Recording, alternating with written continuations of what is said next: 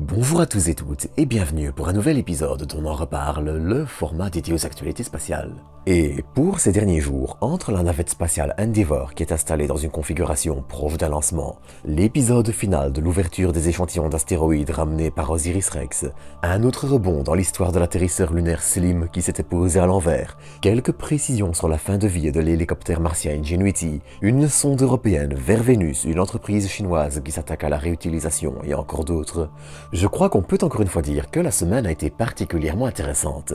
Mais avant de commencer, je tenais à rapidement vous inviter à vous abonner si vous ne l'êtes pas encore, ainsi qu'à liker, commenter et partager cet épisode. Enfin, sachez aussi que les 3 et 4 février se tiendra l'exposition Demain mais en mieux à l'Euroexpo de Lyon. L'occasion de profiter de plein de prototypes, démonstrateurs et maquettes de rovers, le tout en discutant avec les scientifiques qui travaillent dessus. Et en plus de parler de plein d'autres sujets hors du spatial, tels que l'impression 3D ou la fusion nucléaire. Et comme c'est dans le cadre du festival Yggdrasil, ce sera aussi l'occasion de profiter de plein d'animations et de l'acteur incarnant Bort, ou encore la doublure française de Harry Potter. Mais bref, pour en apprendre plus, je vous mets un lien en description. Sur ce, je vous propose de nous diriger vers notre satellite afin de reparler d'une saga lunaire. En effet, le 19 janvier 2024, l'atterrisseur lunaire japonais Slim se posait sur notre satellite, faisant du Japon le 5e pays à atteindre le sol lunaire. Mais cet atterrissage allait aussi être un subtil et presque drôle mélange d'échecs et de réussite. Alors disons-le, l'objectif principal de Slim a été atteint. Se poser à moins de 100 mètres de l'endroit prévu, ce qui a été le cas avec une marge d'erreur de seulement quelques mètres. Et tant pour étudier des sites précis que pour le développement de bases lunaires permanentes ou semi-permanentes, ce type de technologie sera crucial. Mais seulement voilà, Slim n'y est pas non plus arrivé sans difficulté. Peu avant l'atterrissage, celui-ci en effet vu un de ses 2 moteurs être détruit et la tuyère de ce dernier tomber en dessous de lui. Faisant de son mieux pour rester équilibré et se poser, l'atterrisseur finira par se poser, retourner alors qu'il devait simplement se coucher quelques instants avant le contact avec le sol. La tuyère que vous voyez au-dessus, le triangle gris, devrait en effet pointer vers le côté. Mais tout ceci ne l'empêcha pas de larguer 2 petits véhicules lunaires, dont un capable de communication autonome et qui relaya cette image prise par le second, mais cela mit aussi fin prématurément à la mission. Faute d'être bien orientés, ces panneaux solaires n'étaient en effet pas exposés au soleil, et privés d'énergie, le seul espoir pour récupérer le contact était que la fin de la journée lunaire, qui dure une quinzaine de jours, verrait le soleil descendre suffisamment bas pour permettre à l'atterrisseur de s'alimenter en énergie. Et c'est ce qui allait arriver. Le 28 au soir, la JAXA annonçait avoir repris le contact avec l'atterrisseur, et ce alors que plusieurs radioastronomes allaient aussi capter le signal de l'atterrisseur. S'il est compliqué de savoir s'il survivra à la nuit lunaire, ça lui permet néanmoins de réaliser quelques observations. D'ailleurs, vous voyez ici le petit atterrisseur pris par l'américaine Lunar Reconnaissance Orbiter depuis l'orbite, mais c'était juste une anecdote, donc bref. Ça ne vous aura pas échappé, mais Slim a aussi été loin d'être la seule actualité de ces derniers jours. On a aussi en effet vu la fin du petit hélicoptère martien compagnon du rover Perseverance baptisé Ingenuity. Après un atterrissage assez chaotique, 2 premières images montrant l'ombre des pales avaient en effet montré une cassure assez importante, empêchant tout nouveau vol. Malheureusement, de nouvelles images viennent enfoncer le clou. Ce ne sont pas une, mais 2 pales qui ont été lourdement endommagées. D'ailleurs, différentes images prises par ces caméras montrent aussi les zones de l'impact des pales, accompagnées de petits fragments d'Ingenuity auxquels nous disons donc maintenant définitivement au revoir. Mais à côté de ça, nous avions aussi droit à de bonnes nouvelles. Pour commencer petit, on notera la publication des premières photos du gros des échantillons d'Osiris-Rex après que le conteneur d'échantillons n'ait été long et compliqué à ouvrir ces derniers mois. Si leur poids précis n'est pas encore connu, ces échantillons, dont les plus gros font environ 1 cm, viennent ainsi s'ajouter aux 70 grammes déjà récupérés à l'extérieur du conteneur, pour un total tournant probablement autour des 200 grammes pour 60 espérés.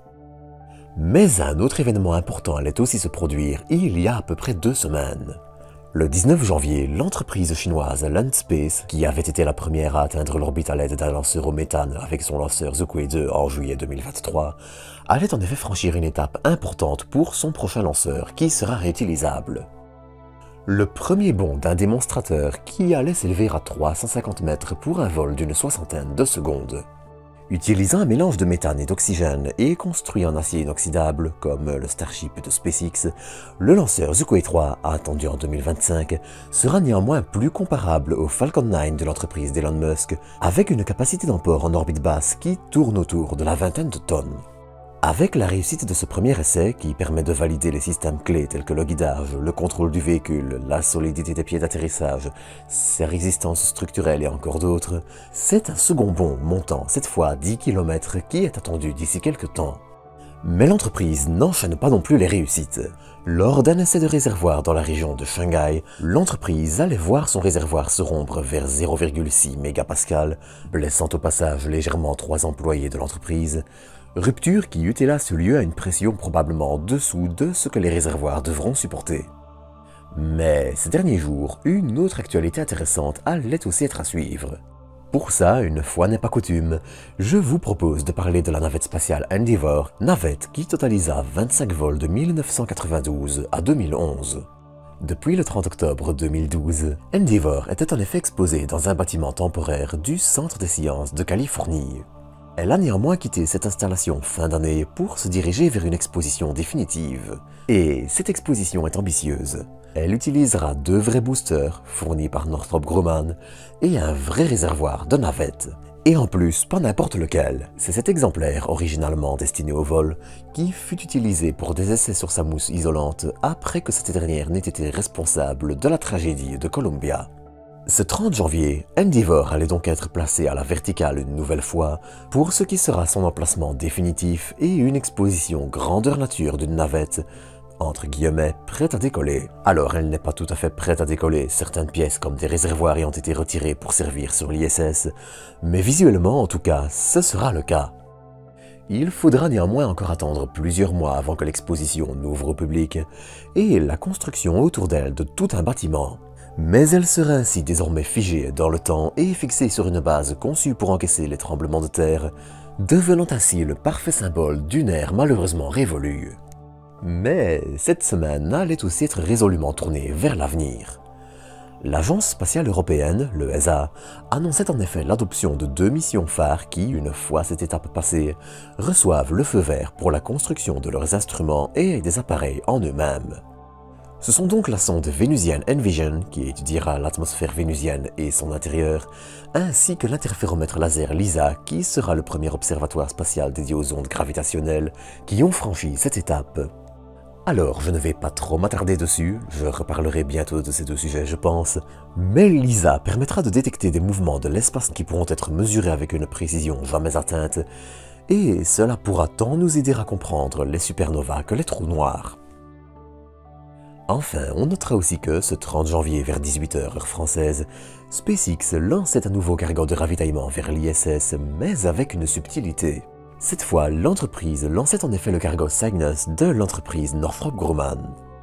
Auparavant lancé via Antares, la mise à la retraite du lanceur a en effet poussé Northrop Grumman à choisir une autre entreprise pour assurer le lancement de leur cargo vers l'ISS, le temps que la nouvelle génération d'Antares, n'utilisant cette fois plus que des composants américains, soit prête, et SpaceX fut sélectionné pour 3 lancements. Sur ce, c'est ici que je vais vous quitter pour aujourd'hui. J'espère que vous aurez apprécié cet épisode, et je vous donne rendez-vous bientôt pour de nouvelles doses d'espace.